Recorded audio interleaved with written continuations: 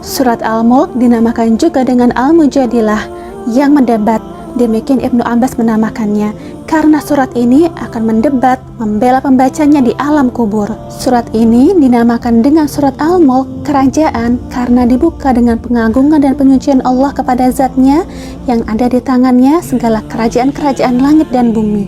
Dan hanya bagi Allah kekuasaan mutlak untuk mengelola alam ini sesuai dengan kehendaknya. Dia yang menghidupkan dan mematikan, Dia mengagungkan dan menghinakan. Dia juga yang memberi kekayaan dan kefakiran. Dia memberi dan menolak. Surat Al-Mulk dinamakan juga dengan Al-Waqiyah, yang menjaga, Al-Munjiyah, yang menyelamatkan, karena surat ini menjaga dan menyelamatkan dari siksa kubur dan memberi syafaat kepada pemiliknya, pembacanya. Surat Al-Mulk memaparkan persepsi yang luas, melampaui alam bumi yang sempit dan lingkungan dunia yang terbatas, sampai kepada berbagai alam di langit dan kehidupan di akhirat, dan sampai ke makhluk-makhluk lain selain manusia yang ada di bumi seperti jin dan burung-burung, dan sampai ke alam lain seperti neraka jahanam dan para malaikat penjaganya, dan bahkan sampai ke alam gaib, sehingga hati manusia tidak hanya terpusatkan kepada kehidupan nyata yang dijalaninya di bumi ini. Surat ini menggugah perasaan mereka untuk merenungkan apa yang ada di hadapan mereka, realita kehidupan mereka, dan eksistensi diri mereka yang mereka lewati dengan penuh kelalaian. Kematian dan kehidupan adalah dua peristiwa yang terbiasa dan berulang kejadiannya.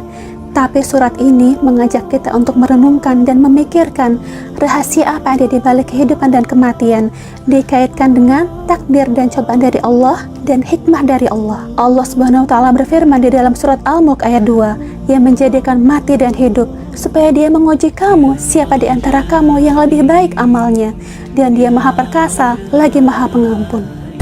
Surat Al-Mulk membangkitkan gerakan perenungan dan penghayatan akan keindahan dan kesempurnaan langit dan rahasia yang ada di baliknya. Dialah yang telah menciptakan 7 langit berlapis-lapis.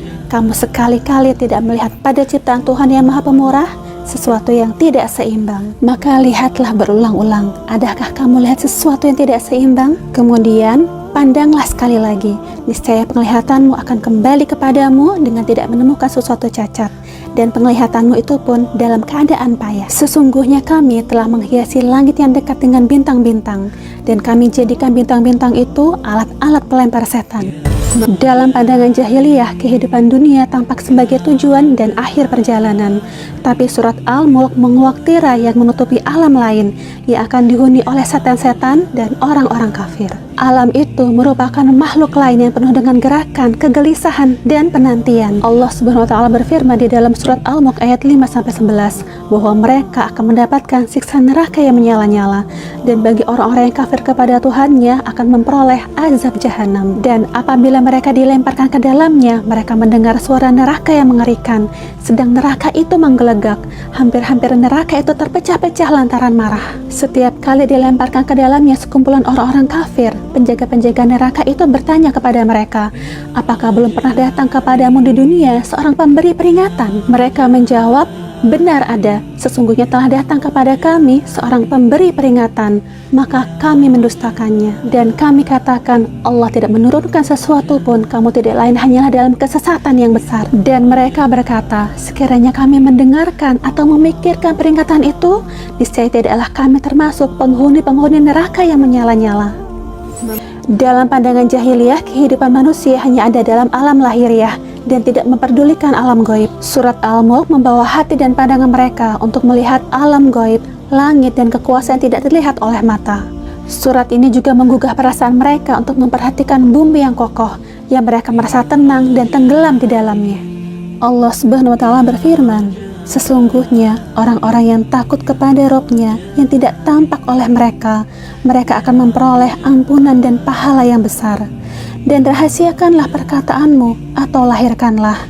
Sesungguhnya Dia Maha mengetahui segala isi hati. Apakah Allah yang menciptakan itu tidak mengetahui yang kamu lahirkan dan rahasiakan? Dan Dia Maha halus lagi Maha mengetahui.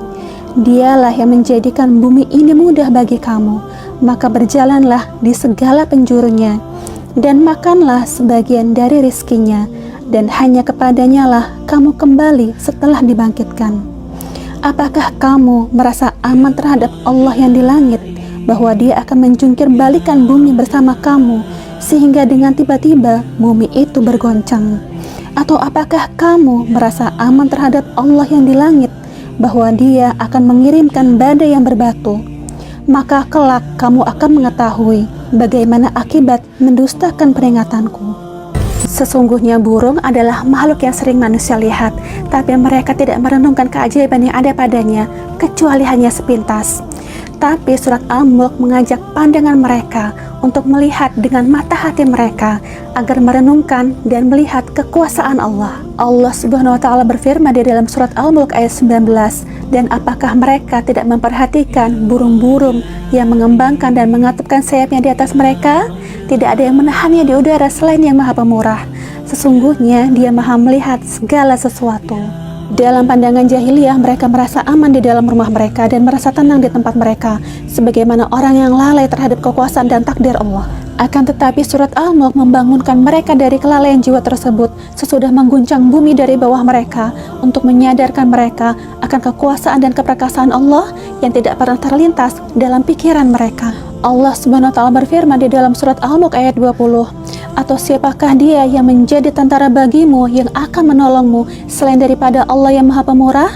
Orang-orang kafir itu tidak lain hanyalah dalam keadaan tertipu. Sesungguhnya rizki yang dapat diraih oleh tangan mereka, yang menurut perasaan mereka mudah sarananya, padahal sarana-sarana itu juga diperebutkan dan diperjuangkan di antara mereka. Akan tetapi surat Al-Mulk mengarahkan pandangan mereka jauh ke arah langit, dan apa yang ada di balik sarana-sarana yang mudah dimaklumi sebagaimana perkiraan mereka. Allah SWT berfirman di dalam surat Al-Mulk ayat 21, "Atau siapakah Dia yang memberi kamu rizki jika Allah menahan rizki hujannya? Sesungguhnya mereka terus-menerus dalam kesombongan dan menjauhkan diri dari kebenaran."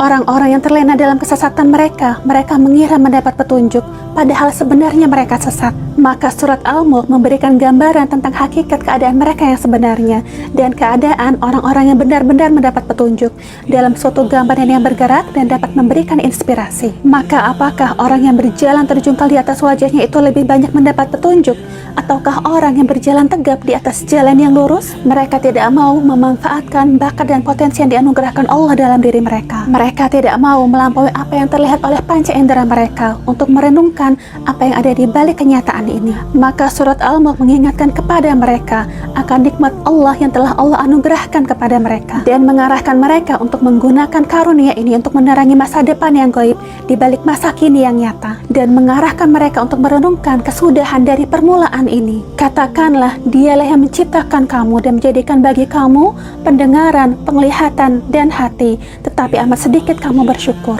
Katakanlah, Dialah yang menjadikan kamu berkembang biak di muka bumi, dan hanya kepadanya lah kamu kelak dikumpulkan.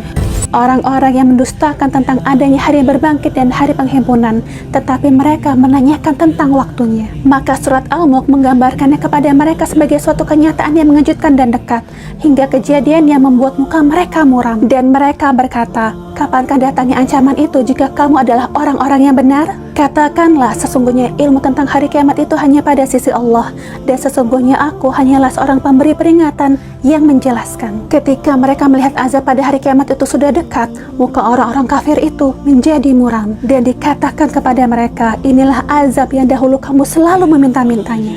Orang-orang yang menanti-nanti kebinasaan Nabi SAW dan orang-orang yang menyertainya, sehingga mereka bisa terbebas dari suara yang mengingatkan mereka dari hal yang melenakan. Maka surat Al-Mulk mengingatkan mereka bahwa kebinasaan kaum mukminin tidak mempengaruhi apa yang mereka nanti-nantikan, yaitu siksa Allah yang akan menimpa diri mereka karena kekafiran dan kedustaan mereka. Sebaiknya mereka memikirkan urusan dan keadaan mereka sendiri sebelum terjadinya hari yang sulit itu. Katakanlah, "Terangkanlah kepadaku jika Allah mematikan aku dan orang-orang yang bersama denganku, atau memberi rahmat kepada kami, maka kami akan masuk surga.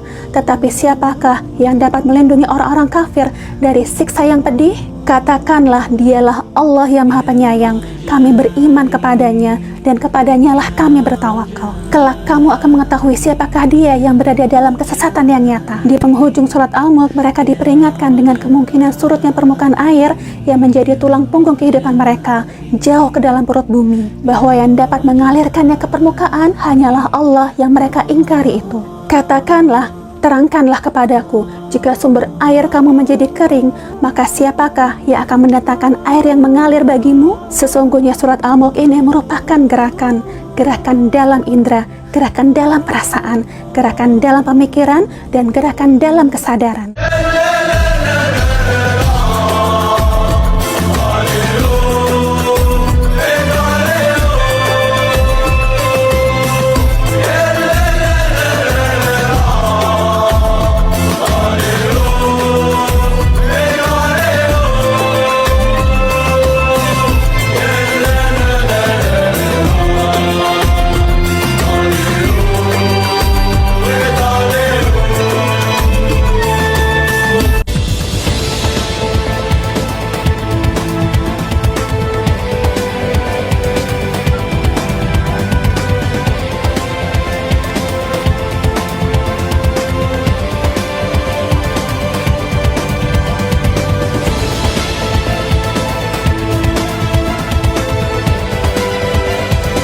See you in the next Makta Memahami Al-Quran Dengan Tafsir.